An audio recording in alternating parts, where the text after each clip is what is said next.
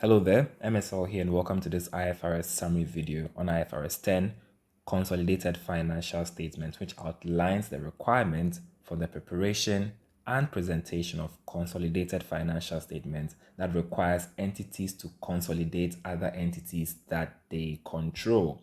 So by way of a quick history, this standard dates back to April 2002 when it was on the IASB's agenda.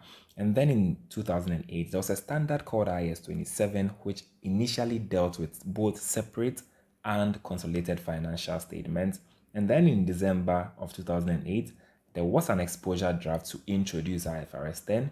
In May 2011, IAS 27 was reissued, this time to deal with only separate financial statements. In the same month, IFRS 10 was issued to concentrate mainly on consolidated financial statements.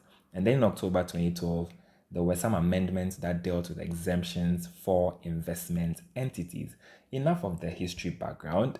Let's talk about the standard. So IFRS 10 Consolidated Financial Statements was issued in May 2011 and it applies to annual reporting periods beginning on or after 1st January 2013.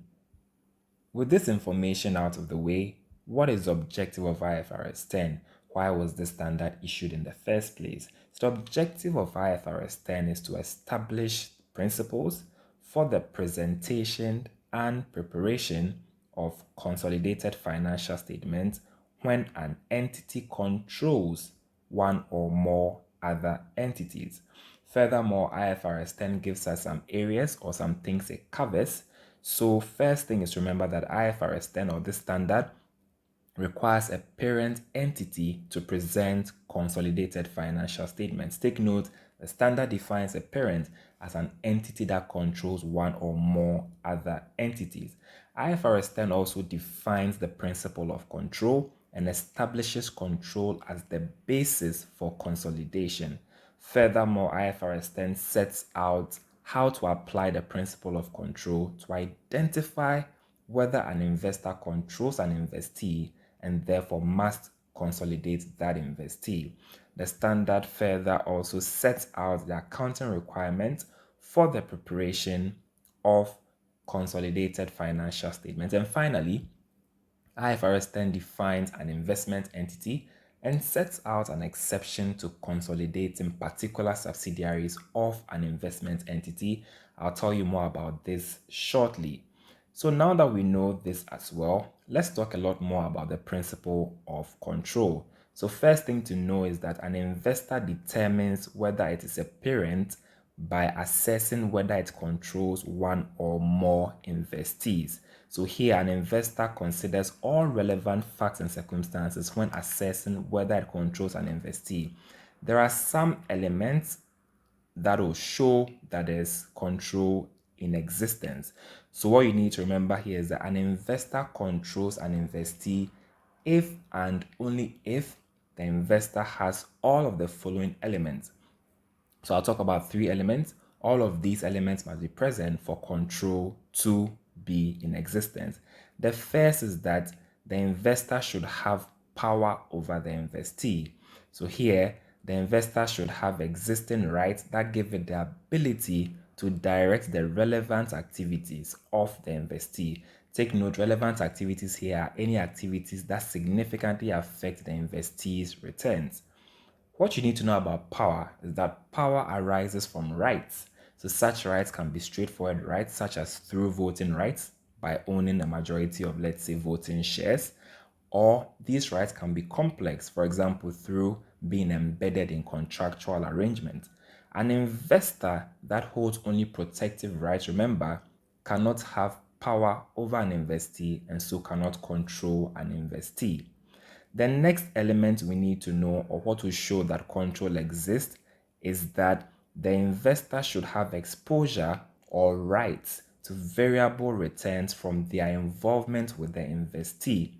So what does this mean? An investor must be exposed or have rights to variable returns from their involvement with an investee to control that investee. So such returns must have the potential to vary as a result of the investee's performance and can be either positive, negative, or both positive or negative. The final element of control is the ability of the investor to use their power over the investee to affect the amount of the investor's returns. So here, a parent must not only have power over an investee, an exposure or rights to variable returns from their involvement with the investee, but the parent must also have the ability to use their power over the investee to affect their returns from their involvement with the investee. So remember these principles. If you want to remember, it's PEA as an acronym: power, exposure, and ability. So PEA to remember. Final thing to take home is that when assessing whether an investor controls an investee, an investor with decision-making rights determines whether it acts as principal or as an agent of other parties. So here a number of factors are considered in making this assessment. For instance, the remuneration of the decision maker is considered in determining whether it is an agent. Remember this when it comes to the principle of control. Let's now talk about the accounting requirements when it comes to preparing consolidated financial statements. So a parent prepares consolidated financial statements using uniform accounting policies for similar or like transactions and other events in similar circumstances. So remember, there must be some uniformity in accounting policies. But there are some exceptions when it comes to consolidation. A parent is not required to present or prepare consolidated financial statements under certain circumstances. However, they must meet all of these conditions or circumstances before they will be exempted from preparing or presenting consolidated financial statements. The first is the parent itself should be a wholly owned subsidiary or a partially owned subsidiary of another entity, and its other owners, including those who are not otherwise entitled to vote, have been informed about and they do not object to the parent not presenting consolidated financial statements. When this happens, then this is step one. They can decide not to present consolidated financial statements even though they are a parent.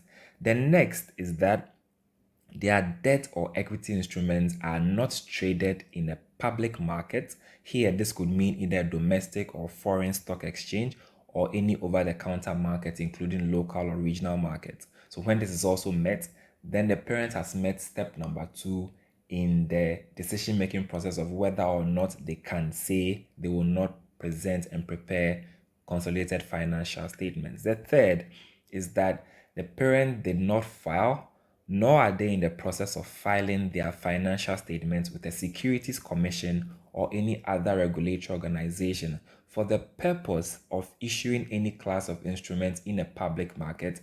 And this is important to note because here, this is step number 3 that must be met on their way to getting the approval to not prepare and present consolidated financial statements, even though they control another entity. And finally, their ultimate or intermediate parents should produce financial statements that is available for public use that comply with IFRS, in which subsidiaries are consolidated or measured at fair value through profit or loss in accordance with IFRS 10. This will apply to the investment entities exemption, which I'll talk about shortly. So for a parent who controls another entity to not prepare and present consolidated financial statements, they must meet all of these 4 criteria that I have mentioned just now. And here, take note that investment entities are prohibited from consolidated particular subsidiaries, and I'll talk about this in a lot more detail shortly. Also note that post-employment benefit plans or other long-term employee benefit plans to which IAS 19 employee benefits would apply are not required to apply the requirements of IFRS 10. So now that we know this, what is the specific consolidation procedure? How do you consolidate entities' financial statements where there's an element of control?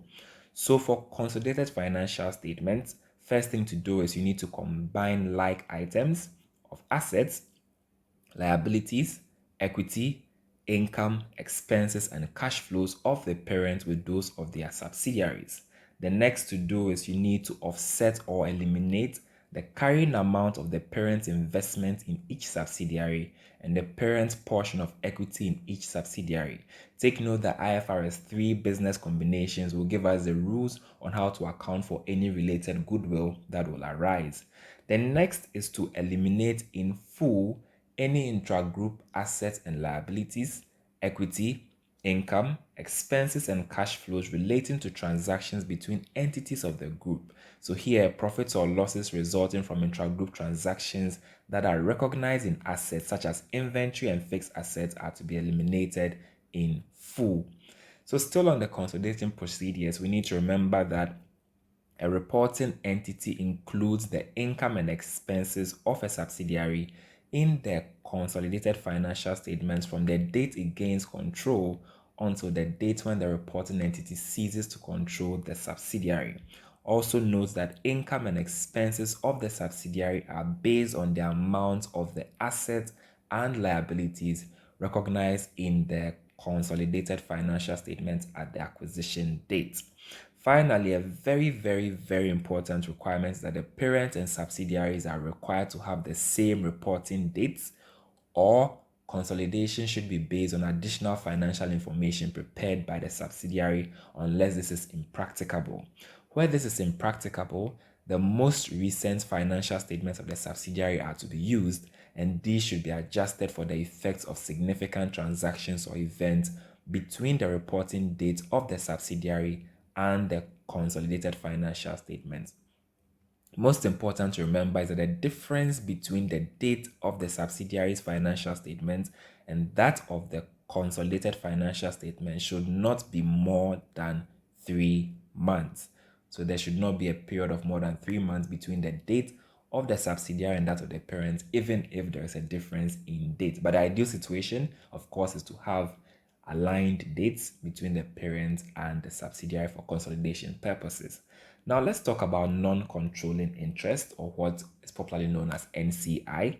So a parent presents non-controlling interest in its consolidated financial statements, or specifically the consolidated statement of financial position within equity, and this should be separately recognized from the equity of the owners of the parent. Next thing to know is that a reporting entity should attribute the profit or loss and each component of other comprehensive income to the owners of the parent and to the non-controlling interest. And here the proportion allocated to the parent and non-controlling interest are determined on the basis of present ownership interest. Also remember, the reporting entity also attributes total comprehensive income to the owners of the parent and to the non-controlling interest, even if this results in the non-controlling interest having a deficit balance. It's important to remember this when it comes to non-controlling interest accounting. Now let's talk about changes in ownership interest. It is possible that there could be changes in who owns what percentage within the year. So take note here that changes in a parent ownership interest in a subsidiary that do not result in a parent losing control of the subsidiary are equity transactions. What does this mean? It means these are transactions with owners in their capacity as owners. So when the proportion of the equity held by non-controlling interest changes, what should we do? The carrying amount of the controlling and non-controlling interests are adjusted to reflect the changes in their relative interest in the subsidiary. Any difference between the amount by which the non-controlling interests are adjusted and the fair value of the consideration paid or received should be recognized directly in equity and attributed to the owners of the parent. Next, if the parent, instead of not losing control like we just saw, if a parent ends up losing control of a subsidiary, what must the parent do? The first is that the parent should de-recognize the assets and liabilities of the former subsidiary from the consolidated financial statement, which is specifically the statement of financial position. Next thing they need to do is they need to recognize any investment retained in the former subsidiary when control is lost. So subsequently, what will happen is they will need to subsequently account for it and for any amount owed by or to the former subsidiary in accordance with the relevant IFRS. So specifically, that retained interest of the former subsidiary will now be remeasured, and the remeasured value is regarded as the fair value on initial recognition of a financial asset in accordance with IFRS 9 financial instrument, or when appropriate, the cost on initial recognition of an investment in an associate or joint venture under IAS 28. And then don't forget the parent will need to recognize the gain or loss associated with the loss of control attributable to the former controlling interest. And still under this principle of change in ownership interest, if a parent loses control of a subsidiary that does not contain a business in a transaction with an associate or a joint venture, then gains or losses resulting from those transactions are recognized in the parent's profit or loss only to the extent of the unrelated investor's interest in that associate or joint venture. So now let's talk about a very important topic, which is still provided for under IFRS 10, which is investment entities consolidation and exemption. What do we need to know here? So IFRS 10 contains special accounting requirements for investment entities. When an entity meets the definition of an investment entity, take note, it does not consolidate its subsidiaries or apply IFRS 3 business combinations when it obtains control of another entity. Before we continue, how does IFRS 10 define an investment entity? IFRS 10 defines an investment entity as any entity that, number one, obtains funds from one or more investors for the purpose of providing those investors with investment management services. The next is any entity that commits to its investors that its business purpose is to invest funds solely for returns from capital appreciation, from investment income, or both. And finally, any entity that measures and evaluates the performance or their performance of substantially all of their investments on a fair value basis. So now that we know the definition of an investment entity, what do we need to know next?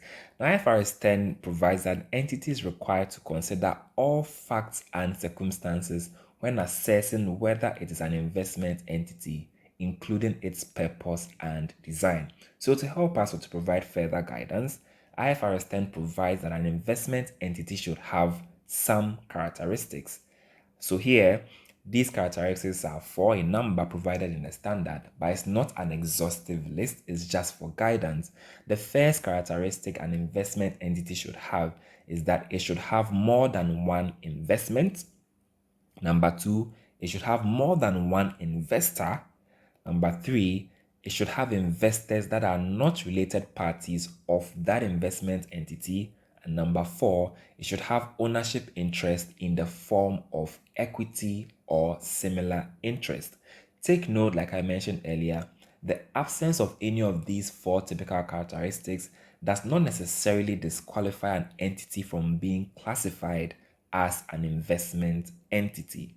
So with this out of the way, what are the additional requirements we need to know? So an investment entity is required to measure an investment in a subsidiary at fair value through profit or loss in accordance with IFRS 9 financial instruments. So take note, we said that they will not be required to consolidate. So how will they measure their investment in a subsidiary? It should be at fair value through profit or loss in accordance with IFRS 9. Also, an investment entity, take note, is still required to consolidate a subsidiary where that subsidiary provides services that relate to the investment entity's investment activity. So this is an exception where an investment entity has a subsidiary that provides services that relates to the investment entity's investment activities, then that investment entity will be required to consolidate that particular subsidiary. Also remember here that because an investment entity is not required to consolidate its subsidiaries, intra-group related party transactions and outstanding balances are not eliminated, just like how they would have been if they were not investment entities. So take note, because they are investment entities, we are saying that they are not going to eliminate intra-group transactions. This will not be the case if it was another usual parent-subsidiary relationship. Remember this. Also, special requirements apply where an entity becomes or ceases to become an investment entity. So there are additional rules in the standard. Final thing to remember is that the exemption from consolidation for an investment entity only applies to the investment entity itself.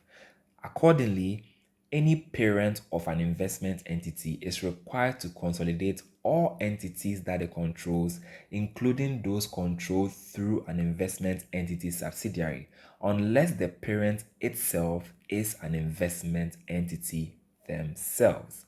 So this is it for IFRS 10, Consolidated Financial Statements. Are there any disclosure requirements in this standard? There are no specific disclosure requirements in IFRS 10. However, IFRS 12, Disclosure of Interest in Other Entities, outlines all the disclosure requirements required when it comes to consolidated financial statements. So this has been the IFRS 10 summary video. If you love this video, obviously, please don't forget to smash that like button and don't forget to share this video within your entire network. I will catch you in the next summary video.